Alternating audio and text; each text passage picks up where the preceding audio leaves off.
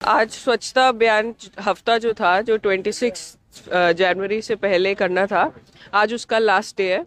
और आज इस न्यू बस स्टैंड बिजनी में हमने ये सफाई की है। इसके बाद एसडीओ सिविल ऑफिस कैंपस में भी ये करने का प्लान है।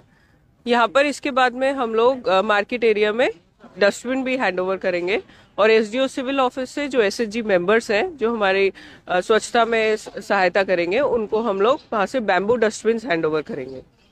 तो स्वच्छता हम सबके लिए, सिर्फ इन दिनों के लिए नहीं, किसी ओकेजन के लिए ही नहीं, हर रोज जरूरी है, क्योंकि ये हमारा दायित्व है। और सिर्फ अपने घर को ही नहीं, अपने आसपास के एनवायरनमेंट को भी साफ रखना हमारा ही काम है।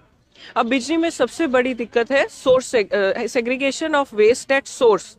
ये सबसे इम्पोर्टेंट है, क्योंकि अगर हम गीला और सूखा कूड़ा अलग अलग नहीं करेंगे अपने घर पर ही, तो क्या होगा, प्रशासन को बहुत ज्यादा दिक्कत होगी सेग्रीगेट करने में, उसे अलग अलग करने में बाद में। और अगर हम सोर्स पर ही उसे अलग अलग करके ही दे दे, तो बायोडिग्रेडेबल वेस्ट तो आराम से हम लोग वो अपने आप ही डिग्रेड हो जाता है, और दूसरा जो प्लास्टिक वेस्ट होगा उसे प्रोसेस कर सकते हैं। तो मैं सबसे अनुरोध करूंगी कि सेग्रीगेशन एट सोर्स को अच्छे से फॉलो करें। महामानव महात्मा गांधीर एक सपन आছিলে আৰু তাৰ লগত সংগতি ৰাখি আমাৰ মাননীয় প্ৰধানমন্ত্ৰী নৰেন্দ্ৰ মোদী ডাঙৰীয়াই বিভিন্নভাৱে 2014 চনৰ পৰাই ভাৰতবৰ্ষখন স্বচ্ছ ভাৰত কৰাৰ কাৰণে এক প্ৰয়াস কৰিছিল।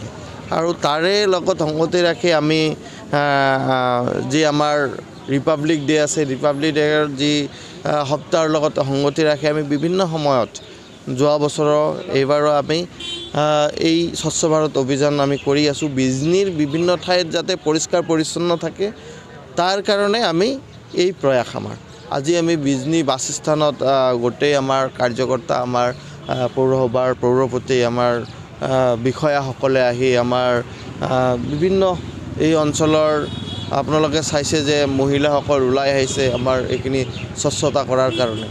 আমাৰ এই মেছেজটো এই কাৰণে আমি দিব বিচাৰিছোঁ যে আমি সকলোৱে নিজৰ ঘৰখন যেনেকৈ স্বচ্ছতা বা পৰিষ্কাৰ পৰিচ্ছন্ন ৰাখোঁ, ঠিক তেনেকৈ সমাজখনৰ বিভিন্ন ঠাইত আমি অকল বাছ ষ্টেণ্ড বুলি নহয়, হস্পিটেল হওক বা বিভিন্ন এৰিয়াত যাতে ওই নিজৰ ঘৰখনৰ দৰে ভাবি পৰিষ্কাৰ পৰিচ্ছন্ন ৰাখে, তাৰ কাৰণে আমি এটা বাৰ্তা দিব বিচাৰিছোঁ। তাৰ কাৰণে আমি প্ৰয়াস কৰিছোঁ আৰু এই প্ৰয়াস আমাৰ সদায় অব্যাহত থাকিব। ধন্যবাদ।